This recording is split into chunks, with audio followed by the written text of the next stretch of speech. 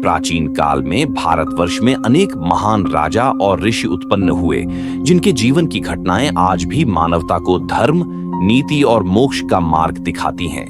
ऐसी ही एक अत्यंत प्रेरणादायी और शिक्षाप्रद कथा है महाराजा मांधाता और महर्षि सौभरी की। यह कथा न केवल तप, वैराग्य और ज्ञान की महिमा बताती है, बल्कि यह भी सिखाती है कि कामना और मोह में फंसकर कोई भी व्यक्ति किस प्रकार पतन की ओर अग्रसर हो सकता है। महाराजा मांधाता सूर्य वंश के प्रतापी राजा युवनाश्व के पुत्र थे। एक बार राजा युवनाश्व ने गहरी तपस्या के लिए वन में जाकर व्रत धारण किया और अपने पुत्र की प्राप्ति हेतु यज्ञ करवाया। उस यज्ञ में निकले अमृत पात्र को भूलवश स्वयं पी जाने से उनके गर्भ से पुत्र उत्पन्न हुआ। जब देवताओं ने देखा कि राजा स्वयं गर्भवती हैं, तो वे चिंतित हो उठे। लेकिन इंद्रदेव ने कहा, चिंता मत करो, ये बालक दिव्य होगा। जब बालक जन्मा तो उसे इंद्र ने अपने अंगूठे से दूध पिलाया और इसी कारण उसका नाम पड़ा मांधाता, अर्थात जो मुझे इंद्र को पिता मानता है। बचपन से ही मांधाता में अद्भुत पराक्रम और तेज था। युवावस्था में उन्होंने समस्त पृथ्वी को जीतकर चक्रवर्ती सम्राट की उपाधि प्राप्त की। उनके राज्य में कोई भूखा नहीं रहता था, धर्म की स्थापना थी और प्रजा पूर्णतः सुखी थी। वे सत्यवादी, दयालु और धर्मपरायण थे। उनके 3 पुत्र हुए, पुरुकुत्स, अंशुमान और अम्बरीश।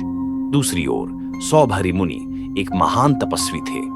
उन्होंने गहरी तपस्या के लिए गंगा यमुना के संगम में जल के भीतर ध्यान साधना शुरू की। वे मछलियों के बीच वर्षों तक तप करते रहे। उनका उद्देश्य था काम और मोह से पूर्णतया मुक्त हो जाना। उन्होंने सभी प्रकार की इंद्रिय वासनाओं को त्याग दिया था। मछलियों के संसार को वे शांतिपूर्वक देखते रहते। एक दिन उन्होंने एक नर और मादा मछली को स्नेहपूर्वक एक साथ तैरते देखा। उन्हें यह दृश्य इतना सुंदर लगा कि उनके मन में पहली बार कामना का संचार हुआ।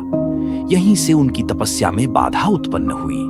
मछलियों के दाम्पत्य प्रेम को देखकर सौभरी मुनि के मन में भी विवाह की इच्छा जाग उठी। वे जल से बाहर आए और सीधे राजा मांधाता के पास पहुंचे। उन्होंने महाराजा से कहा, राजन, मैं आपकी किसी एक कन्या के साथ विवाह करना चाहता हूं। महाराजा मांधाता को यह जानकर अचंभा हुआ। उन्होंने विनम्रता पूर्वक कहा, ऋषिवर, मेरी 50 कन्याएं हैं, परंतु वे स्वयं अपना वर चुनना चाहती हैं। मैं उन्हें बाध्य नहीं कर सकता। आप चाहें तो स्वयं जाकर उनसे बात कर सकते हैं। महर्षि सौभरी ने अपने योग बल से स्वयं को अत्यंत सुंदर, युवा और तेजस्वी रूप में परिवर्तित कर लिया। जब वे राजकुमारियों के समक्ष गए तो उनकी सुंदरता देखकर सभी कन्याएं उन पर मोहित हो गईं और एक साथ विवाह के लिए तैयार हो गईं। महर्षि सौभरी ने 50 राजकुमारियों से विवाह किया। अपने तपोबल से उन्होंने प्रत्येक रानी के लिए एक सुंदर महल बना दिया। वे हर रानी के साथ समय बिताने लगे और इस प्रकार उन्होंने तप, ज्ञान और वैराग्य को त्याग कर भोग और विलास में अपने को डुबो दिया।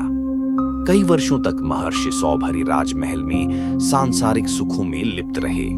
वे यह समझ बैठे कि यही जीवन का सत्य है, परंतु काल चुप नहीं बैठता।